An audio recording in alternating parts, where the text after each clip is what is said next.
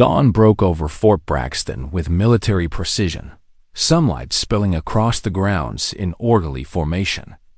The base came alive with the sound of boots on asphalt, vehicles humming to life, and distant cadence calls from morning PT. American. Flags snapped in the breeze, rising up flagpoles across the installation as another day began. Miranda Reeves moved through this carefully choreographed routine, like a ghost both part of and separate from the military world around her. At 55, she carried herself with the straight-back posture that had been drilled into her decades ago, though her right leg dragged slightly with each step, a private reminder of costs paid long ago.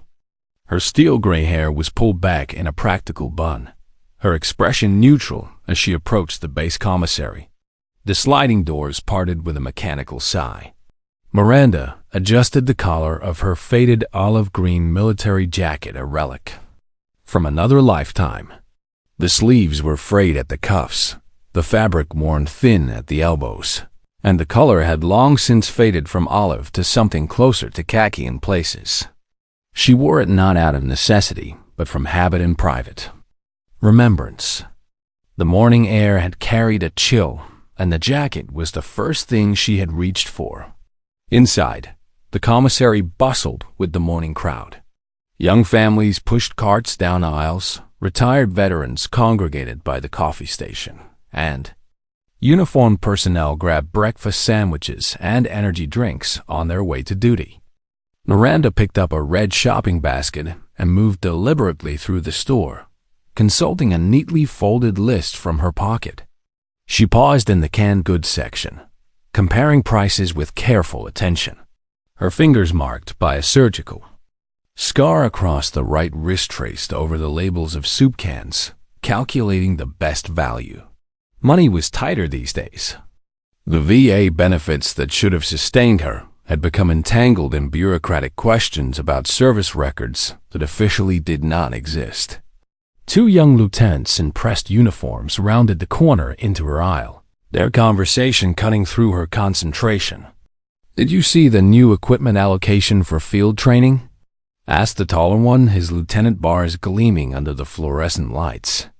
"Not yet, but Miller says it's the same shortage as last quarter," his companion replied, then stopped, short as he noticed Miranda.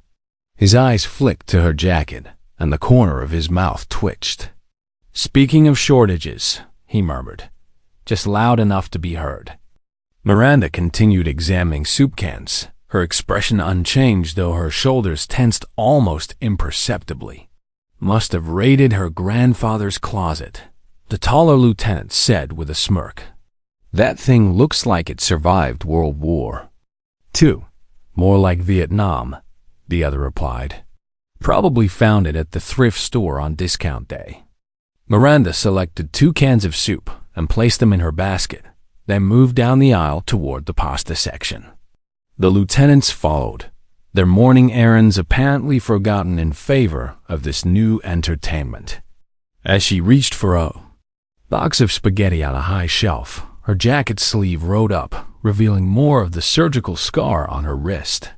The movement also caused her to wince slightly, her right shoulder protesting the stretch. The physical therapist had warned her that full range of motion might never return, but Miranda had learned to work around limitations long ago. "Think that's from actual service," the shorter lieutenant whispered, not quite quietly enough. "Or just trying to look the part? Hard to tell these days. Remember that guy last month claiming special forces when he couldn't even name the selection process?" Miranda's hand closed around the pasta box, her knuckles whitening briefly before she placed it in her basket. She reached into her inner jacket pocket for her grocery list, and as she did, a faded photograph slipped partially into view before being tucked away again. Only Miranda knew it showed 5 soldiers in desert camo, faces partially obscured by shadows and tactical gear, standing beside a helicopter with markings that had been deliberately obscured before the photo was developed. She continued through the commissary, adding items to her basket while the lieutenants maintained their casual pursuit, their comments growing incrementally bolder as they noted her continued silence. When she stopped at the dairy case, a small group of enlisted personnel entered, laughing among themselves. One of the specialists recognized the lieutenants and offered a quick salute. "Morning, sirs." "At ease," the taller lieutenant said with a wave. "Early shopping run?" "Yes, sir. Brigade coffee mess needed restocking." The lieutenant nodded toward Miranda. "What do you think of that vintage fashion statement?" The specialist glanced at Miranda's jacket, taking in the faded fabric and worn edges. He grinned, clearly sensing the direction his superior wanted the conversation to go. "Very retro, sir. Almost authentic looking." "Almost being the key word," the lieutenant said, loud enough now that several other shoppers glanced their way. Miranda closed the dairy case door, a carton of eggs now in her basket. She turned toward the checkout lanes, limping slightly as she changed direction. Long hours standing always aggravated the old injury, though she'd learned to disguise the weakness when necessary. "Classic stolen valor prep," the shorter lieutenant said, no longer bothering to lower his voice. "Bet she's heading to the VA next to try for benefits." Miranda's destination was indeed the VA office on the other side of the base, though not for the reasons they assumed. The quarterly appeal of her case was scheduled for 11 o'clock, another attempt to have her service records partially unsealed so her medical claims could be processed. 3 previous attempts had ended with apologetic rejections from administrators who could not acknowledge operations that officially never happened. As she approached the checkout, the cashier, a retired master sergeant, judging by the veteran's cap he wore, noticed her jacket. His eyes lingered for a moment on the faded area above the left breast pocket where a unit patch had once been clearly visible. Now, only the ghost of stitching remained, the embroidery worn away by years until only those who knew exactly what to look for might recognize it. The cashier said nothing, though, simply scanning her items with practiced efficiency. Miranda paid in cash, counting out bills carefully from a thin wallet. "Have a good day, ma'am," the cashier said as he handed her the receipt. "You too," Miranda replied, her voice slightly husky from disuse. They were the first words she had spoken aloud all morning. With her purchases bagged, Miranda headed toward customer service. The quarterly VA appeal required her to verify her address on base formality that never seemed to make it permanently into their system. Behind her, she could hear the lieutenants had finished their own shopping and were now in line a few registers away, their mockery continuing like background static she'd learned to tune out. But something felt different today. As Miranda walked toward the service counter, she couldn't shake the feeling that the routine humiliation she'd endured for months was building toward something. The photograph in her jacket pocket seemed to burn against her chest, a reminder of who she used to be, of the woman these young officers couldn't possibly imagine standing before them in a faded thrift store jacket. The customer service line moved slowly. Miranda stood patiently, weight shifted to her left leg to ease the pressure on her right, preparing herself for another round of bureaucratic denials. She had no way of knowing that in less than an hour, everything would change forever. The customer service line moved with glacial efficiency. Miranda stood patiently, weight shifted to her left leg to ease the pressure on her right, her mind drifting as she waited. The familiar ache in her shoulder reminded her of the physical therapy appointment she'd had to cancel last week, another expense her limited budget couldn't accommodate until the VA sorted out her benefits. 22 years. That's how long she'd been fighting this particular battle, ever since returning from operations that officially never happened. The men and women who'd served alongside her were either dead or had given up, trying to get recognition for service that existed only in classified files, buried so deep that even she sometimes wondered if it had all been real. Next, called the customer service representative. Miranda stepped forward to the counter, where a young woman with a name tag reading Alicia smiled professionally. Behind Miranda, she could hear the two lieutenants had finished checking out and were now standing nearby, apparently in no hurry to leave. "How can I help you today?" Alicia asked. "I need to verify my current address for base records," Miranda said, sliding her ID toward the clerk. "Of course," Alicia said, typing the information into her computer. "Are you active duty or dependent?" "Veteran," Miranda answered, the word carrying more weight than the young clerk could possibly understand. "I'll need to see your veteran ID card or DD-214, please."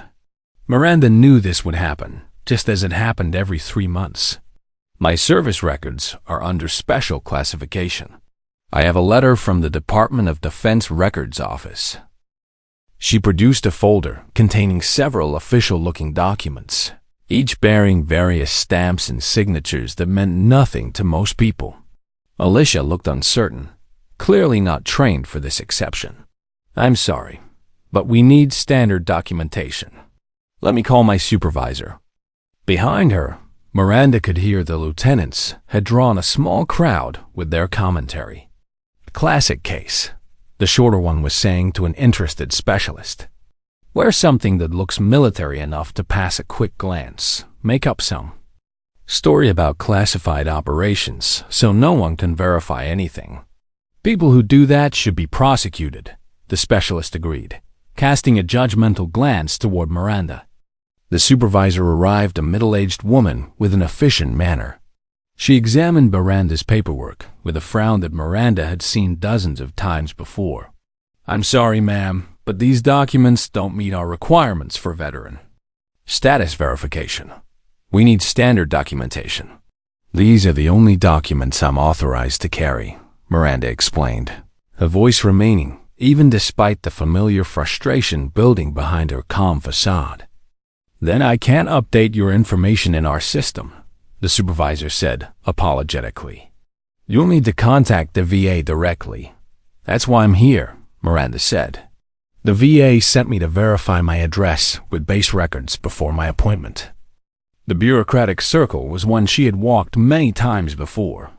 Her service with Spectre Group remained classified at a level that prevented normal documentation, yet the injuries she had sustained required ongoing medical care that required proof of service.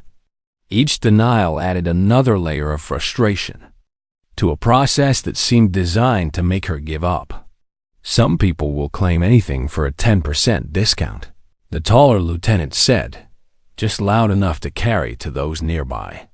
Several people chuckled, including one of the customer service representatives at the next counter over.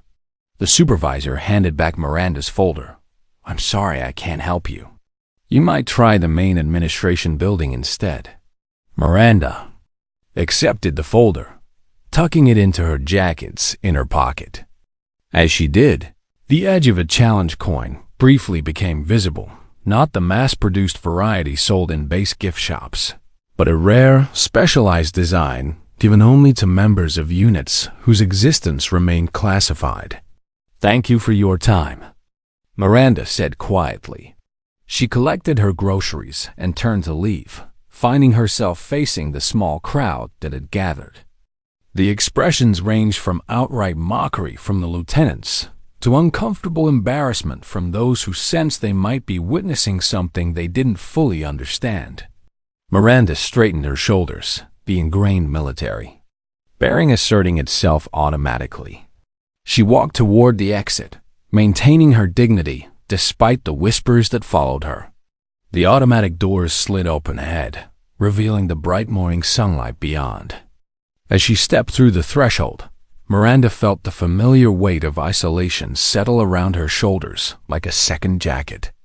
For years, she had endured this treatment, the assumptions, the mockery, the casual dismissal of her service, by people who had no idea what she had sacrificed for her country. But today felt different.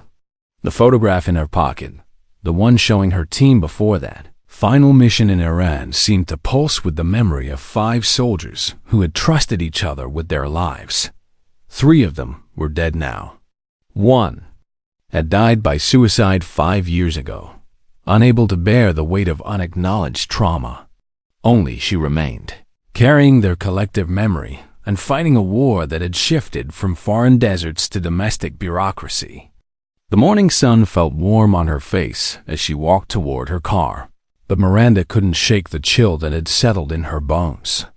Somewhere behind her, she could hear the lieutenant's voices carrying on the breeze, their laughter sharp and dismissive. She reached her car and carefully placed her groceries in the trunk. As she closed it, she caught a glimpse of her reflection in the window, a woman in a faded jacket, invisible to most of the world, forgotten by the system she had served with distinction. Miranda slid into the driver's seat and sat for a moment, her hands resting on the steering wheel. The VA appointment loomed ahead, another potential rejection waiting. But she would go anyway, just as she had for 22 years. Because the alternative, giving up entirely, would dishonor the memory of her fallen teammates. As she started the engine, Miranda had no way of knowing that in exactly 47 minutes, her world would change forever. She couldn't know. That destiny was about to walk through the same automatic doors she had just exited, wearing 4 stars and carrying memories of a night in the Iranian desert when a team of American soldiers had saved his life.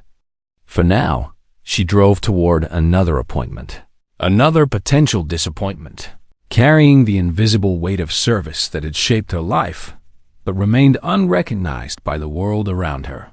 Miranda had nearly cleared the commissary entrance when fate intervened in the form of polished dress blues and 4 gleaming stars.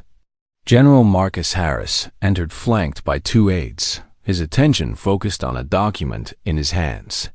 He was a tall man with close-cropped silver hair and the bearing of someone who had spent a lifetime in command. "I want those deployment numbers recalculated by this afternoon," he was saying to the aide on his right. "The committee needs accurate projections, not best-case scenarios." "Yes, sir," the aide replied, making a note on his tablet. Miranda automatically shifted to the side to let them pass, tucking her grocery bags closer to her body, her eyes downcast in the instinctive deference civilians often adopt around high-ranking officers. She had nearly cleared their path when General Harris glanced up from his document, his eyes passing over her in the casual assessment of a security-conscious officer. Then he stopped. His body went rigid, the document in his hand forgotten as his gaze locked onto the nearly invisible patch above Miranda's heart. It was nothing more than a shadow on the fabric now, the embroidery worn away until only the faintest outline remained, a ghost of stitches that had once formed a symbol known to very few. The general's aides continued 2 steps before realizing their commanding officer had stopped. They turned, confused expressions giving way to concern as they observed the general's reaction. The commissary's ambient noise seemed to dim as General Harris handed his document to the nearest aide without taking his eyes off Miranda. Then, with precision that came from decades of service, he snapped to attention and rendered a perfect, formal salute. Miranda froze, her grocery bag suddenly heavy in her hands. The salute in civilian settings against protocol represented recognition she hadn't received in over 2 decades. The moment stretched, the general's salute unwavering. Around them, conversations died as military personnel noticed the extraordinary scene unfolding. The lieutenants who had been mocking Miranda moments earlier fell silent, their expressions shifting from amusement to confusion to dawning horror as they began to understand what they were witnessing. With practiced muscle memory that transcended the years, Miranda carefully transferred her grocery bags to her left hand and returned the salute with perfect military precision. Her movements transformed from the cautious motions of a civilian to the crisp certainty of a soldier. "Captain Reeves," General Harris said, his voice carrying in the sudden quiet. "Spectre Group, Tyran 03. It was both a statement and a question. an acknowledgement, and a verification. 22 years collapsed between them, compressing time until that night in the Iranian desert felt as immediate as yesterday. "Yes, sir," Miranda confirmed, her voice stronger now than it had been all morning. The general lowered his salute, and Miranda followed suit. The commissary had gone completely still, all attention focused on the unexpected exchange between a four-star general and a woman in a worn military jacket. "At ease, Captain," the general said, though Miranda held no official rank anymore. "Thank you, sir," she replied, decades of military discipline guiding her response. General Harris dismissed his aides with a short gesture. "Wait for me outside." His tone made it clear this was not a request to be questioned. The aides exchanged glances, but promptly headed for the exit, leaving the general alone with Miranda in the midst of the growing crowd of onlookers.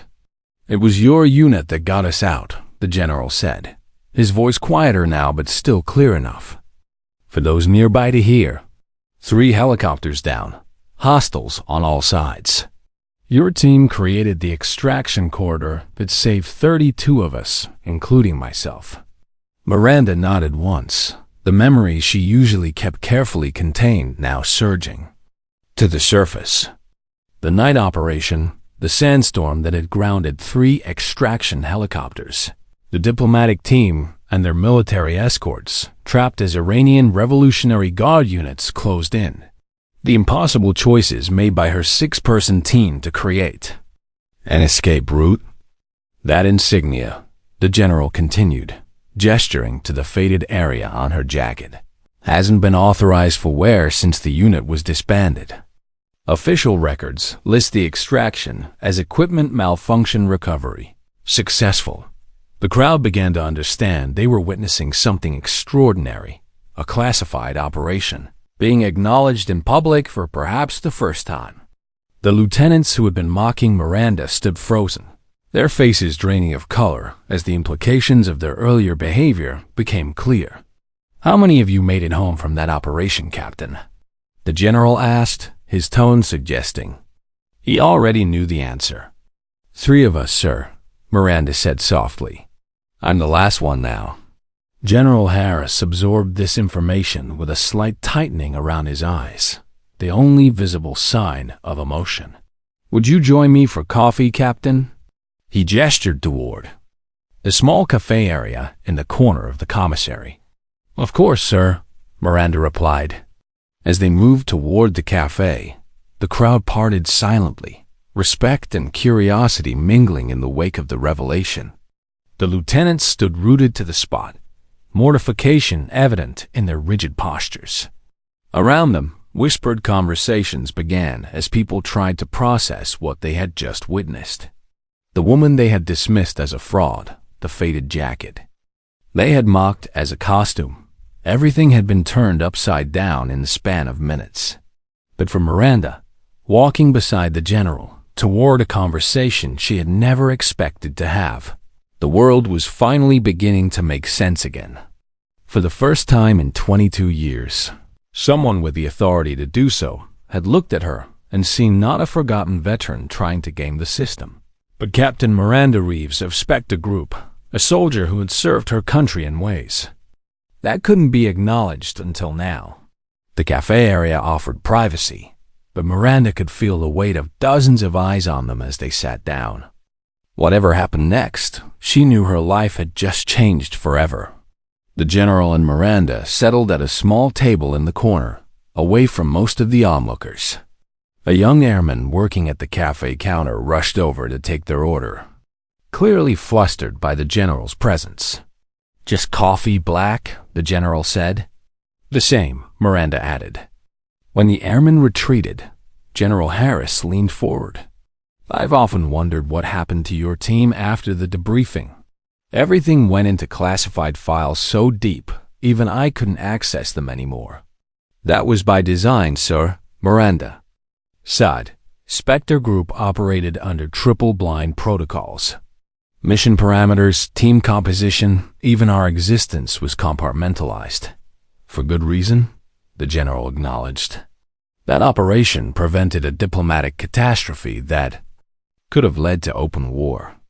The airmen returned with their coffees, setting them down with nervous care before retreating. The general waited until they were alone again before continuing. "What brings you to Fort Braxton, Captain?" "Lost intelligence placed you retired in Colorado."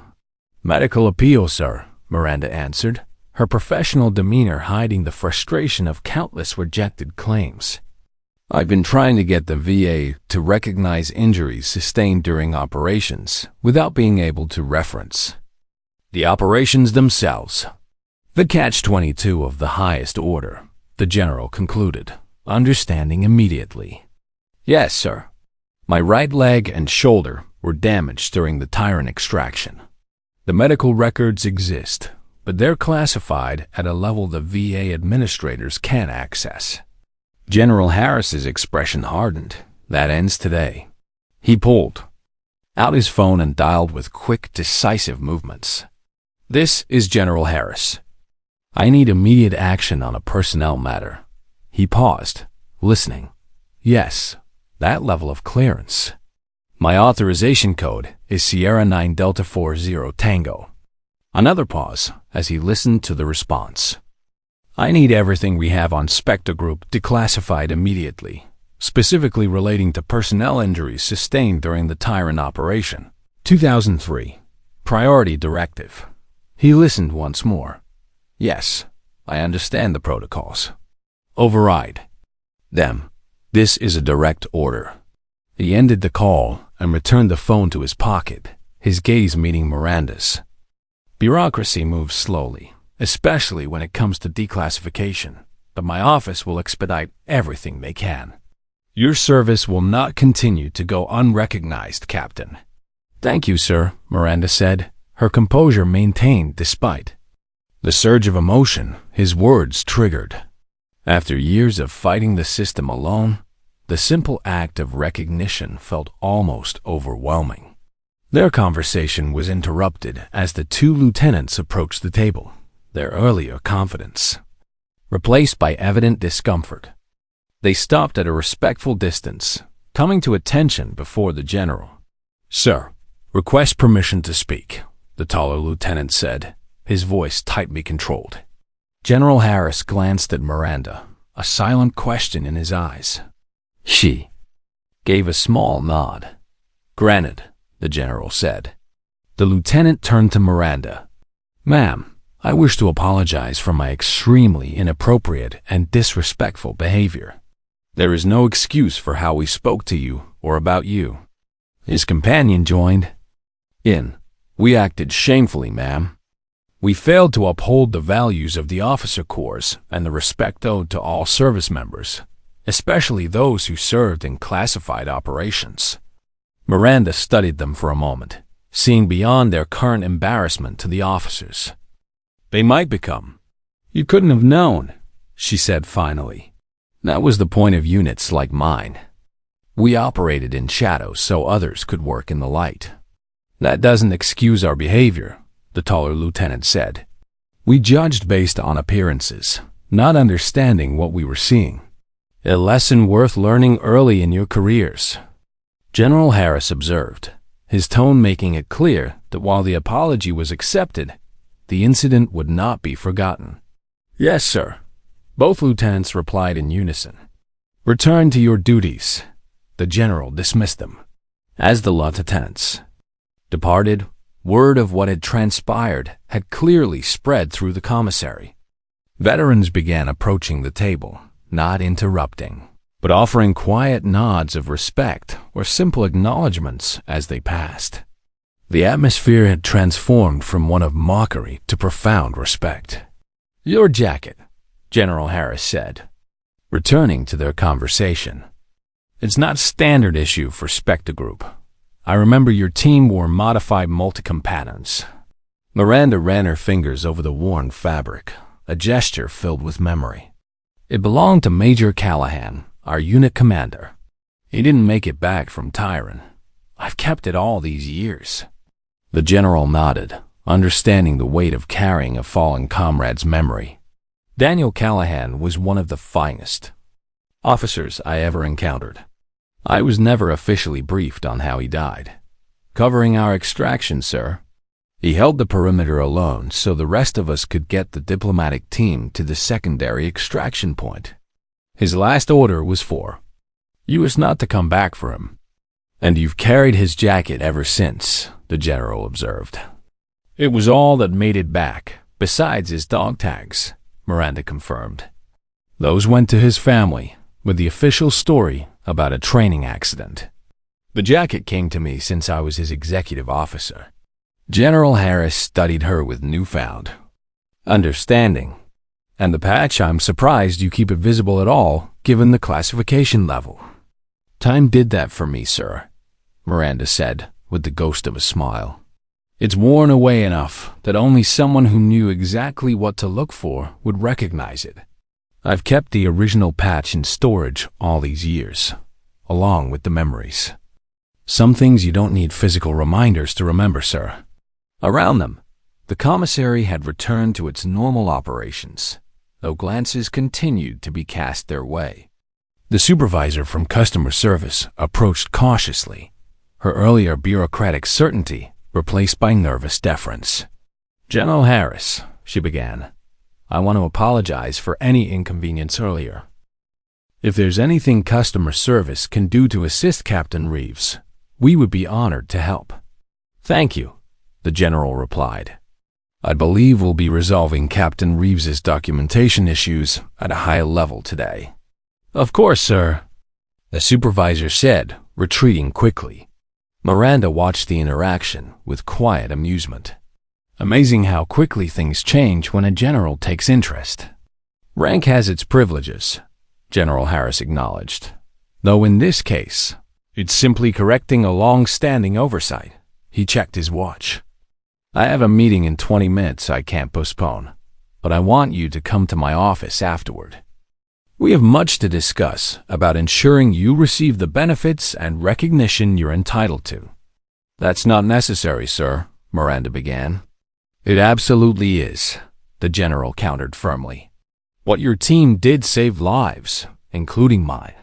The classification was necessary, but allowing that same classification to deny you proper medical care and benefits is unacceptable. Some forms of gratitude shouldn't remain classified. As they prepared to leave, Miranda felt something she hadn't experienced in years: hope. For the first time since returning from operations that officially never happened, someone with the power to help had not only believed her story, but lived it himself. The shadow world she had inhabited for over 2 decades was finally, slowly, beginning to give way to light. Within 48 hours of her encounter with General Harris, Miranda's life began changing in ways she had never dared imagine. The first sign came in the form of a phone call at 7 a.m. on Tuesday morning, an hour when her phone rarely rang. Miss Reeves?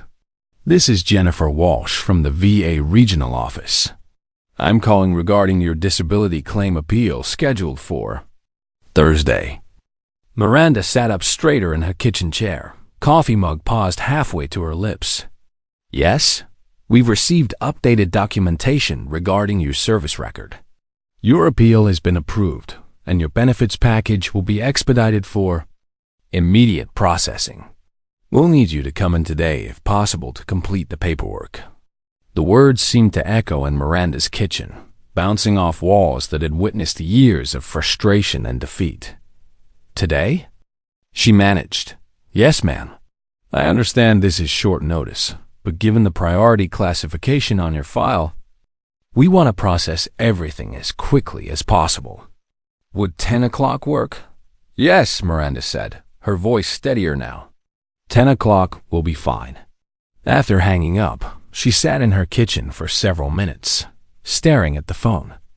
22 years of bureaucratic warfare, and it had taken one 4-star general less than 2 days to cut through obstacles that had seemed insurmountable. At the VA office 3 hours later, Miranda found herself in a different world. The same. Administrators who had apologetically turned her away dozens of times now moved with efficient purpose, processing paperwork that materialized from previously inaccessible files. "Captain Reeves," said the caseworker, a thin man with wire-rimmed glasses who had been politely dismissive during previous encounters. "I want to personally apologize for the delays in processing your claim. The documentation we needed was classified, above our access level, but that's been resolved now." Miranda nodded, signing documents that would provide her with full disability benefits, backdated to her original filing. The financial relief was significant, but more important was what it represented: official recognition of her service and sacrifice.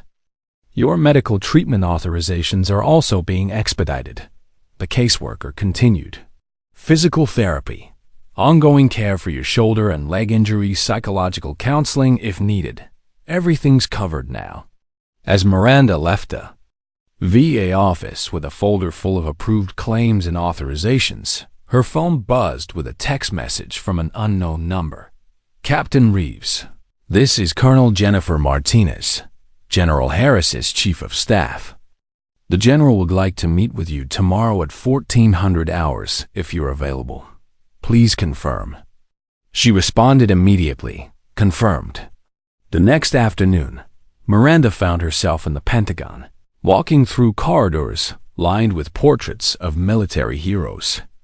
Colonel Martinez, a sharp-eyed woman in her 40s, escorted her to General Harris's office. "Captain Reeves," the general said, rising from behind his desk as she entered. "Thank you for coming. Please, have a seat." His office was spacious, but not ostentatious, filled with mementos from a distinguished career. On one wall hung photographs from various deployments. On another, commendations and awards spoke to decades of service. "I wanted to update you on the progress we've made," General Harris began. "The declassification process for Spectre Group operational records is moving forward. Not everything operational details will remain classified, but enough to ensure you and any surviving team members receive proper recognition and benefits." He opened a folder on his desk. "We've also located Specialist Rodriguez's family. His daughter lives in Phoenix now. She's a teacher, married, has 2 children of her own. She grew up believing her father died in a training accident." Miranda felt her throat tighten.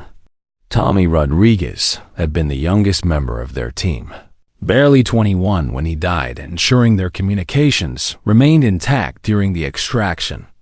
"With the partial declassification, we can finally arrange proper recognition for his sacrifice," the general continued. "His daughter will receive his Silver Star next month. We'd like you to be part of the ceremony as the last surviving team member." "Of course, sir," Miranda said, her voice thick with emotion. "Tommy died a hero. His daughter should know that." General Harris nodded. "There's something else.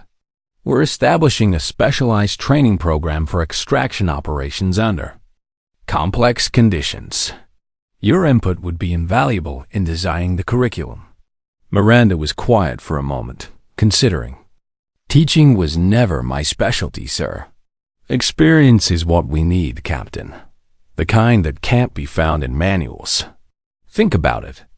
As their meeting concluded, General Harris walked her to the door. "One more thing, Captain. Your old commander, Major Callahan, we're recommending him posthumously for the Medal of Honor. The Tyrant operation saved not just the diplomatic team, but prevented a crisis that could have led to open conflict with Iran. It's long overdue." Walking back through the Pentagon corridors, Miranda felt the weight of years beginning to lift from her shoulders. The invisible service that had defined and confined her life was finally stepping into the light, bringing with it recognition. Not just for herself, but for the teammates who had paid the ultimate price. That evening, she called the one person who would understand what this meant. Dr. Patricia Wells, the unit psychologist who had debriefed Spectre Group after each mission, and who had remained in touch over the years. "Miranda?" Dr. Wells answered on the second ring. "I heard what happened at Fort Braxton." How are you processing all this? I'm not sure yet, Miranda admitted. For so long, I've carried this alone. The silence became part of who I was. Now, suddenly everyone wants to talk about it. That's a significant adjustment, Dr. Wells agreed. Recognition after decades of invisibility. It's almost like learning to exist in a new reality. I keep thinking about the others, Miranda said. Tommy, Daniel, Kevin, Lisa. They should be here for this. They are, in a way, Dr. Wells said. Gently. You've carried their memory all these years. Now you get to share their story, their sacrifice. They'd want that, Miranda. They'd want the world to know what they did. After ending the call, Miranda sat on her small apartment balcony, looking out over the city lights. Tomorrow she would begin working with the Pentagon's training development team. Next month she would stand beside Tommy Rodriguez's daughter, as she received her father's Silver Star. For the first time in over 2 decades, she had a future that honored rather than buried her past. The faded jacket hanging in her closet would soon be joined by dress blues and the decorations that had been denied for so long. But more important than any ceremony or recognition was the simple fact that she was no longer alone in carrying the memory of Spectre Group's final mission. The shadows were finally giving way to light. 3 months later, Miranda stood before a mirror in the Fort Braxton Officers Club, adjusting the collar of her dress blue uniform. It felt strange after so many years in civilian clothes. The weight of ribbons and badges unfamiliar on her chest. The Presidential Unit citation gleamed among her decorations, finally approved after decades of bureaucratic limbo. Today was the day she had both dreaded and anticipated.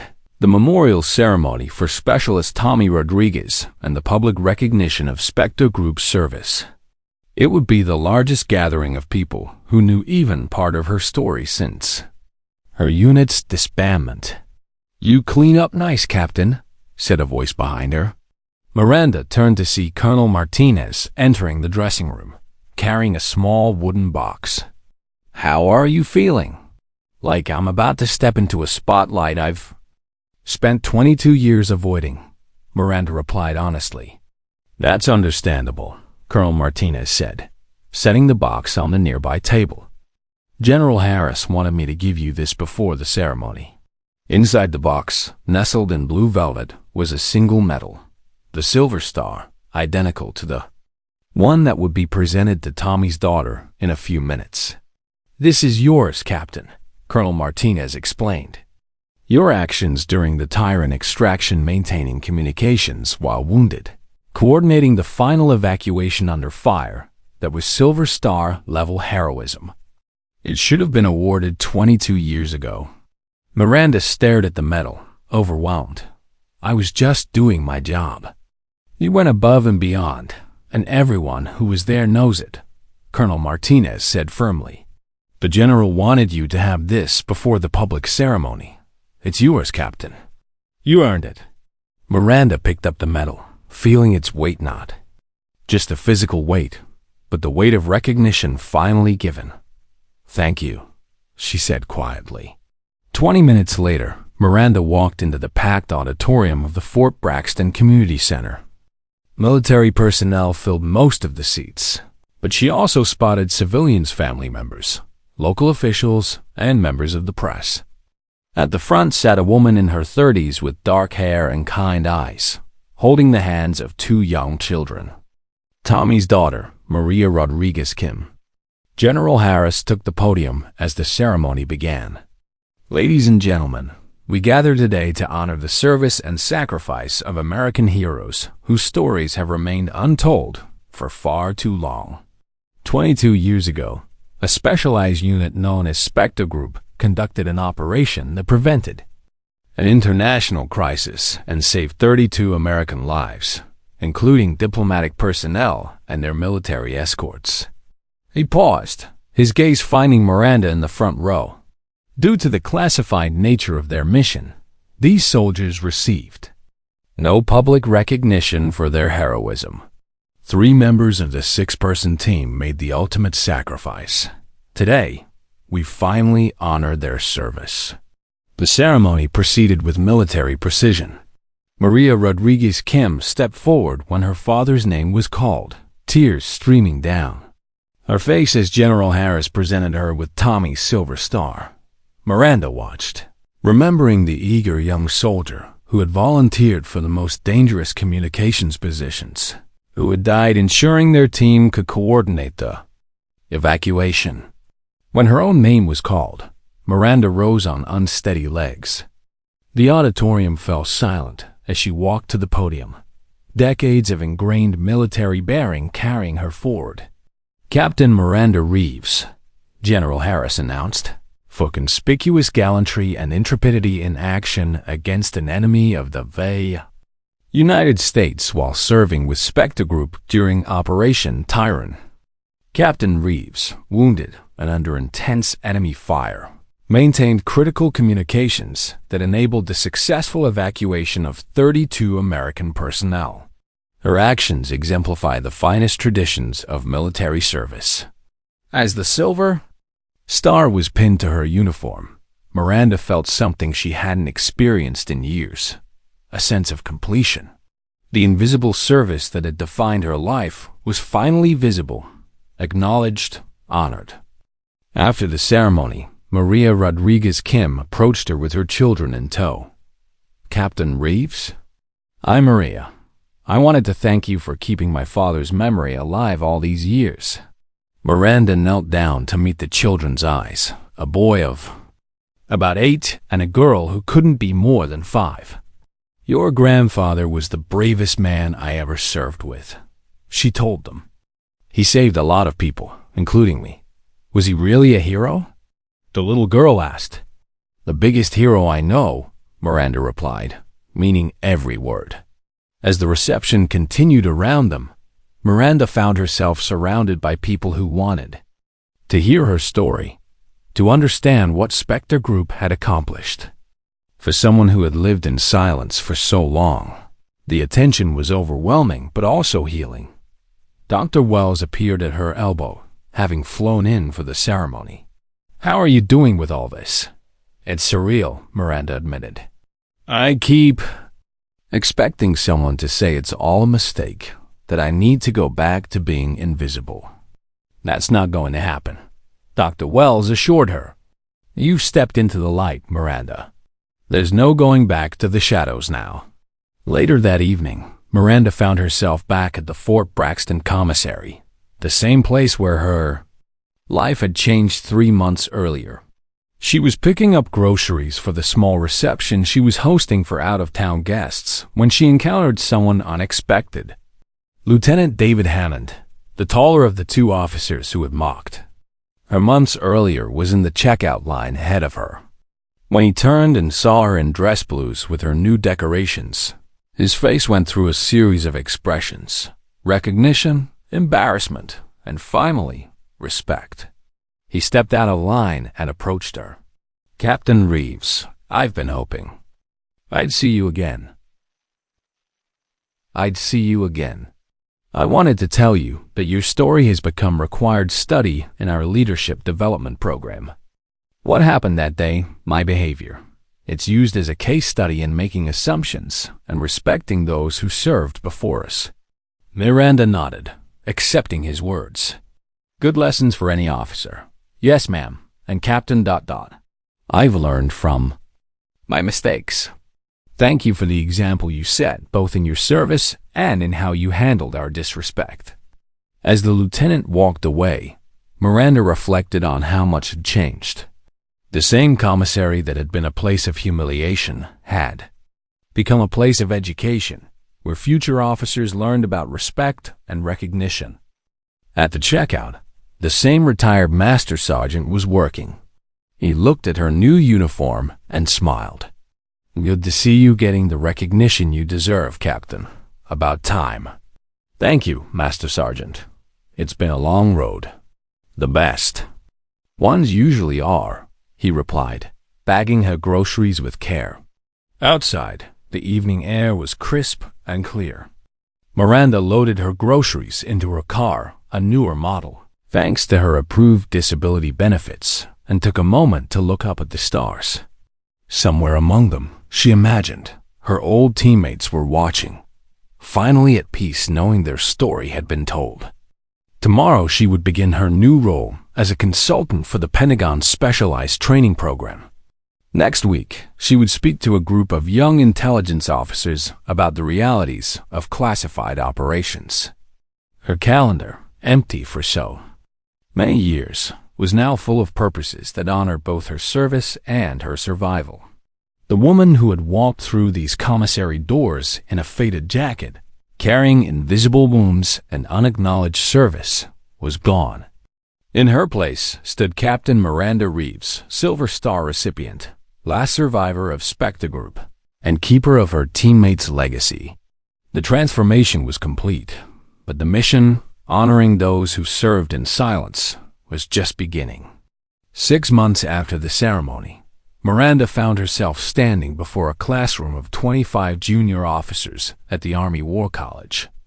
Sunlight streamed through tall windows as she faced the next generation of military leaders, many of whom were younger than she had been when she first deployed with Spectre Group. "Good morning," she began, her voice carrying the authority that came from hard-earned experience. "I'm Captain Miranda Reeves, and I'm here to talk to you about operations that officially never happened, and why understanding them might save your life someday." The room was silent, 25 pairs of eyes focused on her, with the intensity that came from knowing they were about to hear something extraordinary. Word had spread through military channels about the declassified Spectre Group operations and the woman who had carried their secrets for over 2 decades. "How many of you have heard of the Tyrant incident?" Miranda asked. About half the hands went up. Miranda nodded.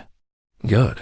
For those who haven't, in 2003, a diplomatic mission to Iran went sideways when equipment failures stranded 3 helicopters in hostile territory. Official records listed as a successful equipment recovery operation. The reality was somewhat different." She clicked a remote, and a map of Iran appeared on the screen behind her, with terrain features and tactical symbols that told a story of impossible choices and split-second decisions. A 6-person team called Spectre Group was tasked with creating an extraction corridor for 32 stranded American personnel, including Ambassador Patricia Hawkins and her security detail. We had limited resources, no backup, and Iranian Revolutionary Guard units closing in from 3 directions. Lieutenant Rebecca Torres, sitting in the front row, raised her hand. "Ma'am, what made the operation classified at such a high level?" Miranda studied the young officer for a moment, seeing something of her younger self in the woman's direct gaze. "Because officially, we weren't supposed to be in Iran at all. The diplomatic mission was cover for intelligence gathering that couldn't be acknowledged. When everything went wrong, we had to extract not just the personnel, but any evidence that American forces had been operating on Iranian soil." She advanced to the next slide, showing grainy satellite imagery of the extraction zone. "This is where we learned the most important lesson of special operations. Sometimes the mission succeeds not because of what you can do, but because of what you're willing to sacrifice." For the next hour, Miranda walked them through the tactical decisions, the strategic implications, and the human cost of operations conducted in the shadows. She talked about Major Callahan's choice to hold the perimeter alone, about Tommy Rodriguez maintaining communications even as enemy fire closed, then about the split-second decisions that saved some lives and cost others. "Ma'am," asked Captain James Riley from the middle of the room, "how do you prepare for operations where failure isn't just mission failure, but potential and national incident?" "You prepare by understanding that success isn't always about completing the original mission," Miranda replied. "Sometimes success is getting your people home alive.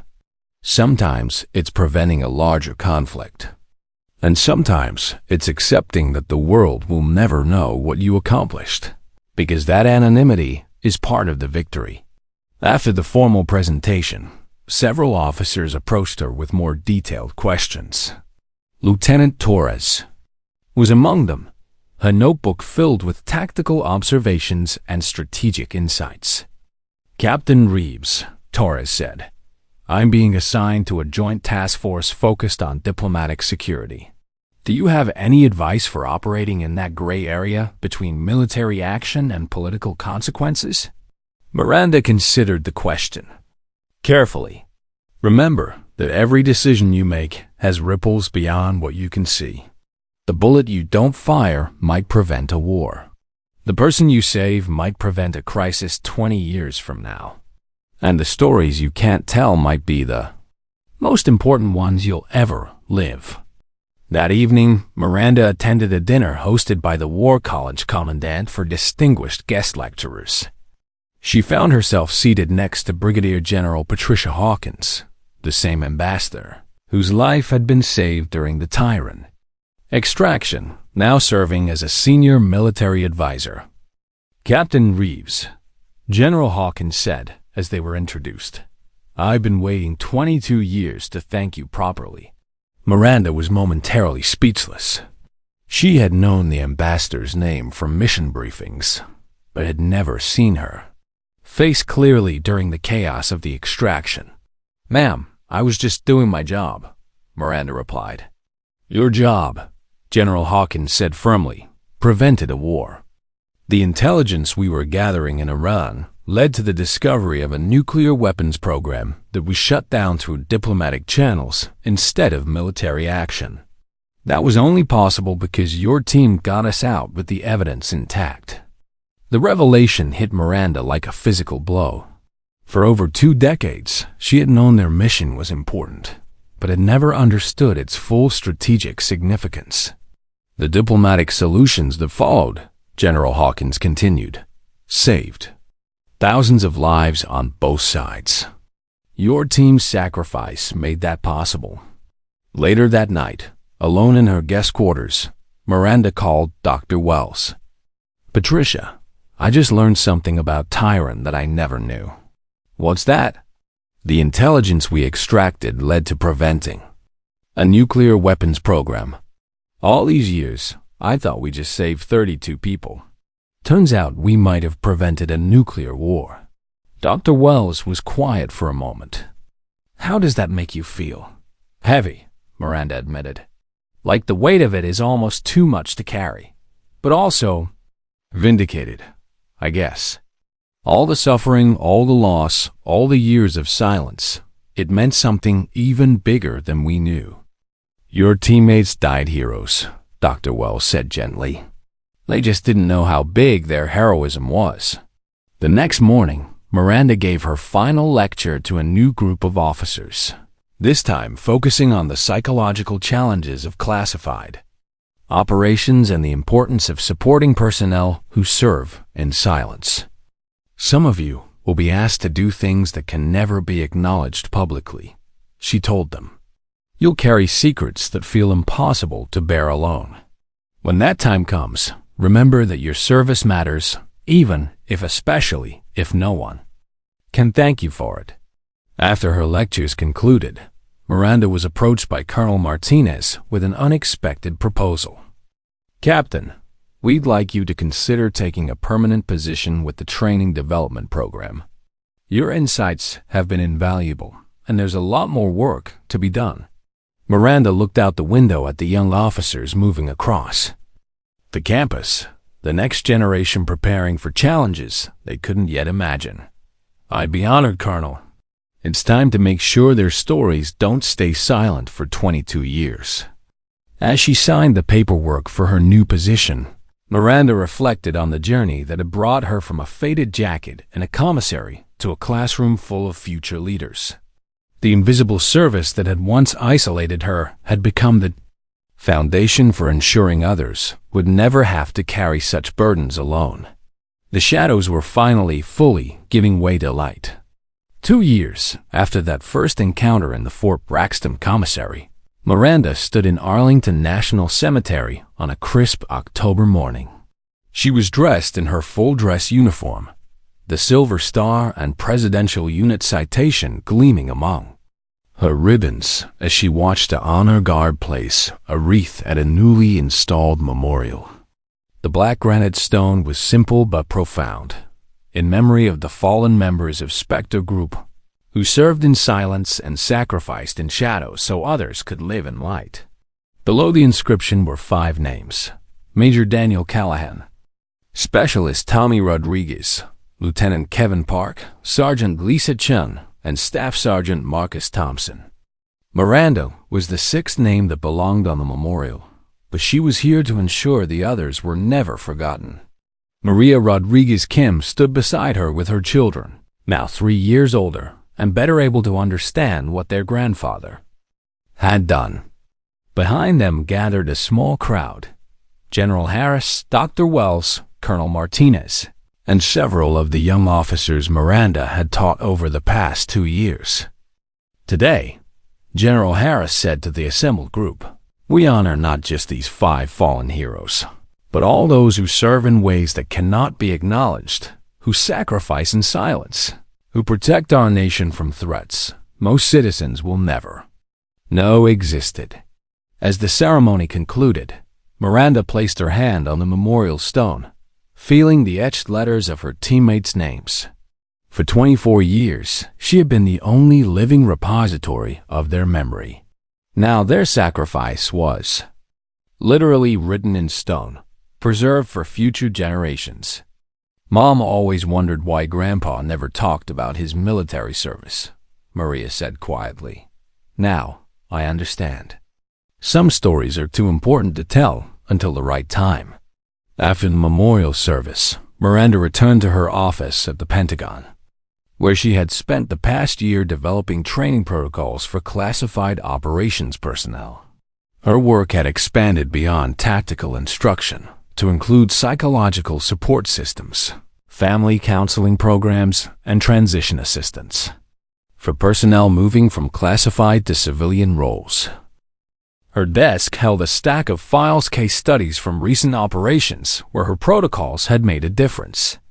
Young soldiers who had returned from missions they couldn't discuss but who had access to support systems that helped them process their experiences. Families who received counseling to understand why their loved ones sometimes seemed distant or burdened by secrets they couldn't share. A knock at her door interrupted her thoughts. Lieutenant Torres, now Captain Torres, entered with a folder in her hands. "Mom, I wanted to update you on the Kazakhstan operation," Torres said, taking a seat across from Miranda's desk. Over the past year, Torres had become one of Miranda's most promising protégés, leading a specialized team that handled diplomatic security in politically sensitive regions. The Kazakhstan mission had involved extracting American personnel from a developing crisis, using many of the techniques Miranda had taught. The extraction went flawlessly, Torres reported. No casualties, no international incidents, and the intelligence we gathered helped defuse the situation before it escalated. Most importantly, the team is processing well. The post-mission counseling protocols you developed made a huge difference. Miranda smiled. "That's what we're here for, Captain. Making sure the next generation doesn't have to carry these burdens alone." "There's something else," Torres said, her expression becoming more serious. "The team wanted me to ask you something. They're requesting permission to use Spectre as their unit designation. They said they want to honor the legacy you've helped preserve." Miranda was quiet for a long moment, feeling the weight of that request. The name Spectre Group had died with her teammates, had been buried in classified files for over 2 decades. To hear it spoken again, to see it live on in a new generation of soldiers. "Tell them," Miranda said finally, "that it would be an honor to have the name continue. But they need to understand what it means to carry it." "They do, ma'am. They've studied every declassified detail of your operations. They understand the responsibility." That evening, Miranda returned to her apartment, a larger place now, befitting her position and improved financial situation. The walls were decorated with photos from the various ceremonies and events of the past 2 years. But the centerpiece remained the same, a framed photograph of the original Spectre group, the 6 soldiers who had trusted each other with their lives in an Iranian desert so long ago. She opened her laptop and began typing her weekly report to General Harris, summarizing the progress of various training programs and personnel developments. But tonight, she added a personal note. "Sir, I wanted to inform you that Captain Torres's team has requested to adopt the Spectre Group designation.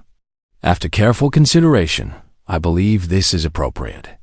The name should live on, carried by those who understand its meaning and responsibility. The shadows that once protected us can now be used to train and shelter the next generation." As she finished writing, her phone rang. The caller ID showed Dr. Wells. "Miranda, I just wanted to check in. How are you feeling about the memorial ceremony today?" "Complete, I think," Miranda replied. "For the first time in 24 years, I feel like the story has been properly told. Not all of it. There are still classified details that may never see light, but enough. The important parts. And how are you adjusting to being the mentor instead of the student?" Miranda looked at the photos on her wall, images of young officers she had trained, success stories from operations where her protocols had made a difference. "It's strange, becoming the person I wish I'd had when I was starting out, but it feels right. Like this is what I was meant to do with everything I learned." "Your teammates would be proud," Dr. Wells said. "I hope so. I think they'd like knowing their sacrifice led to something bigger than just one successful mission. That it's helping soldiers they never met, in situations they never imagined." After ending the call, Miranda stepped onto her balcony and looked out over the lights of Washington, D.C. Somewhere in those buildings, in offices and briefing rooms and secure facilities, the next generation of soldiers was preparing for missions they couldn't discuss with their families, making sacrifices that might never be publicly acknowledged. But unlike Miranda's generation, they wouldn't have to carry those burdens alone. They had support systems, counseling protocols, and transition programs that had been built on the lessons learned from her team's experience. They had mentors who understood the weight of silence and the importance of finding ways to heal from invisible wounds. The faded jacket that had once marked her as forgotten now hung in the Smithsonian, part of an exhibit on classified military operations. In its place, she wore uniforms that proclaimed her service, her sacrifice, and her survival. But more importantly, she had found a way to transform her pain into purpose, her silence into teaching, her isolation into connection. Captain Miranda Reeves, last survivor of the original Spectre group, had finally found her way home from the shadows, and in doing so, she had lit the way for others to follow.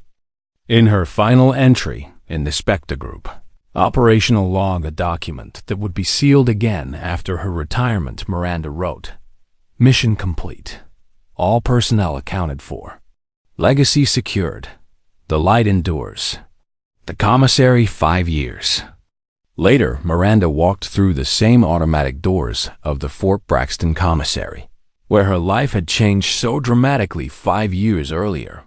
She was in civilian clothes now, retired from active consultation, but still occasionally called upon for special training programs.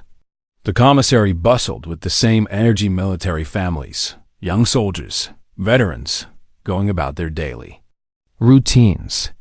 But something had changed in the culture of the place, a shift so subtle that only someone who remembered the old atmosphere could detect it.